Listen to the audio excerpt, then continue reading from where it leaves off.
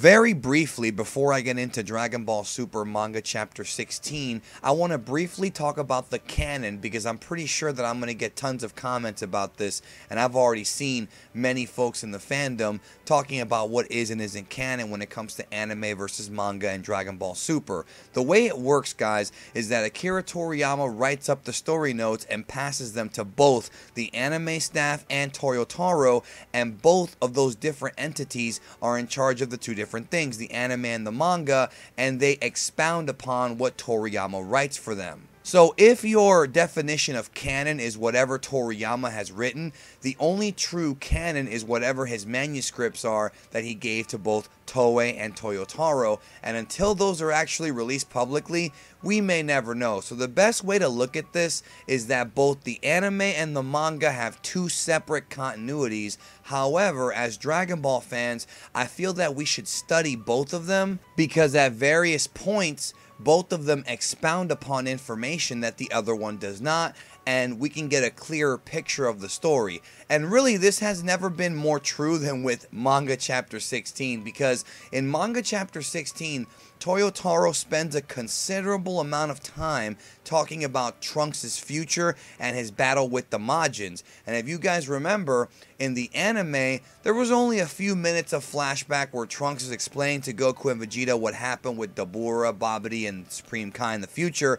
But in Manga Chapter 16, we have so much more information now about what Trunks did, answering many questions that we previously had when it comes to Trunks' training, how he got so strong, and the fate of the Supreme Kai, and really the fate of the future, because there's a lot of new information. So we find out in Manga Chapter 16 that Trunks did indeed train with the Z-Sword under the Supreme Kai, just like Gohan did for a little while in the Buu arc. But the difference between Trunks and Gohan's training is that the Z-Sword never broke like it did for Gohan. And if you guys remember, when the Z-Sword broke, that's when the old Kai was released and was able to unlock Gohan's power and turn him into what many call Mystic Gohan. Well, that doesn't happen here. There is no Mystic Trunks, but Trunks did complete his Z-Sword training, and it does appear like the sword that Trunks uses is the Z-Sword. Even though it doesn't look like the Z-Sword, that's just what it is in the manga continuity of Super. Toyotaro shows us much more of the battle between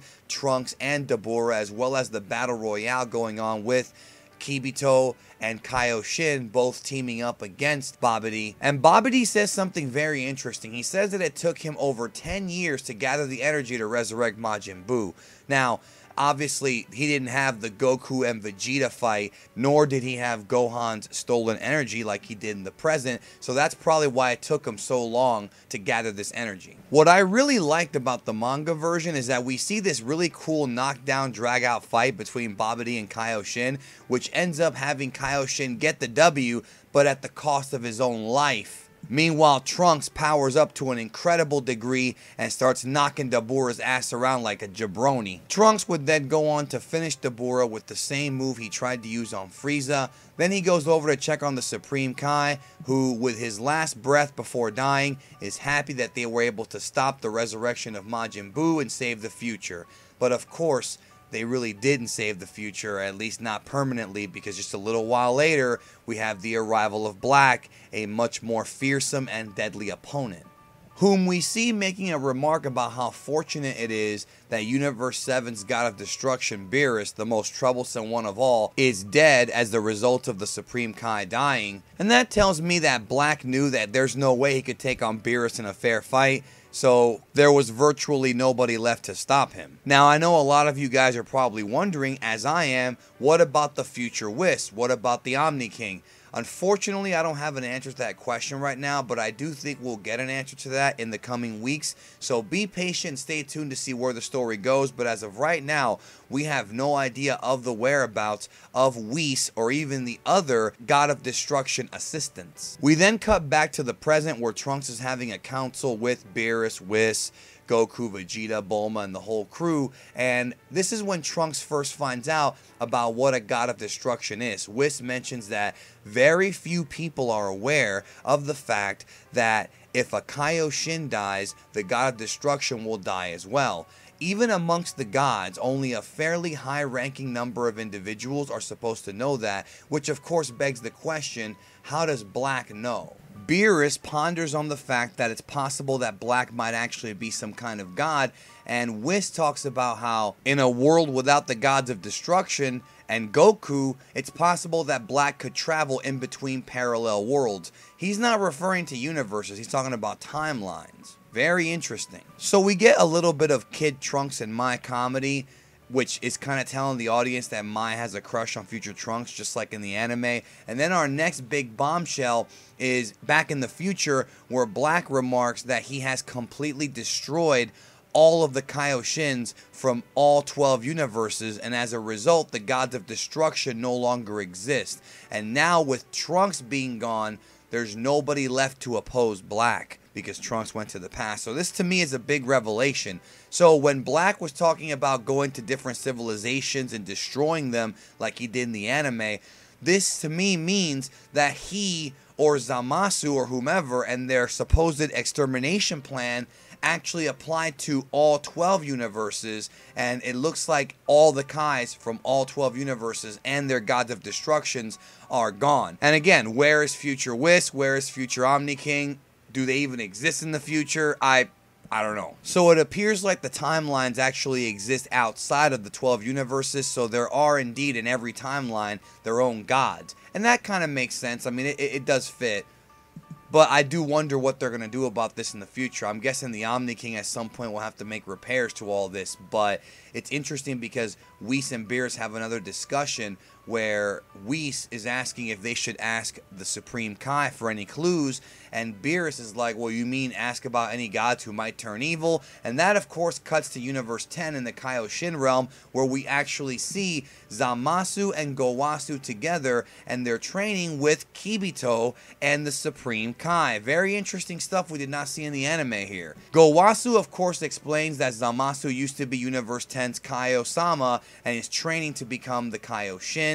And as a result of this conversation, Zamasu finds out, when congratulating the Supreme Kai on defeating Majin Buu, that he got help from mortals, and this surprises Zamasu completely. He's never heard of a mortal having more power than a god. Kibito fills him in that there have been many mortals who have surpassed gods, but there hasn't been one yet who surpassed the god of destruction. So, as you can see, Zamasu's taking mental notes here about what is going on. They very briefly cover the planet Babari stuff, about how Zamasu thinks that mortals are too savage and wants to exterminate them, and Gowasu's telling him no, that's a bad idea.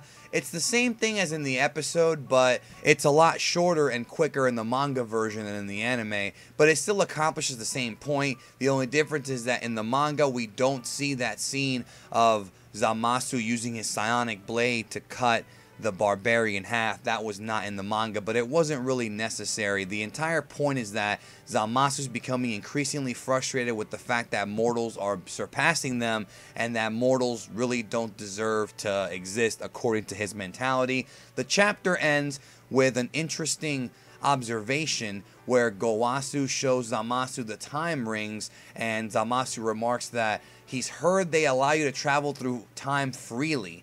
And Gowasu says that with these, they can look at the people of Babari's future and seeing if they're worth protecting and verifying it with their own eyes. And Zamasu says, alright. So I'm guessing in the next manga chapter, they're going to go 1,000 years to the future, and we may see the psionic blade scene there.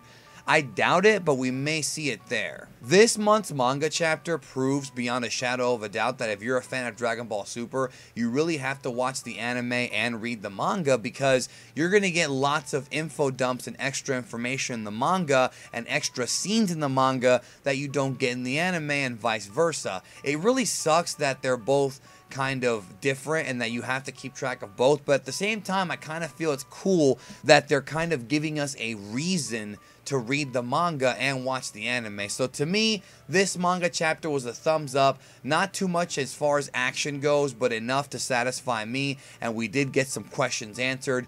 We now know for certain that Future Trunks did indeed train with the Z-Sword and actually completed his training, which explains why Future Trunks is so strong. I did a video about this earlier this week, or last week on the channel, I think it was, that was very, very widely viewed, now we have even more of an answer. He's a half-breed. He's trained with the Z Sword. Who knows how long he actually trained with this thing? So that's why Trunks' SS2 was so strong compared to Goku's SS3. Anyways, thanks for checking out the manga chapter review. Spread this video out. I'll talk to you guys down the road.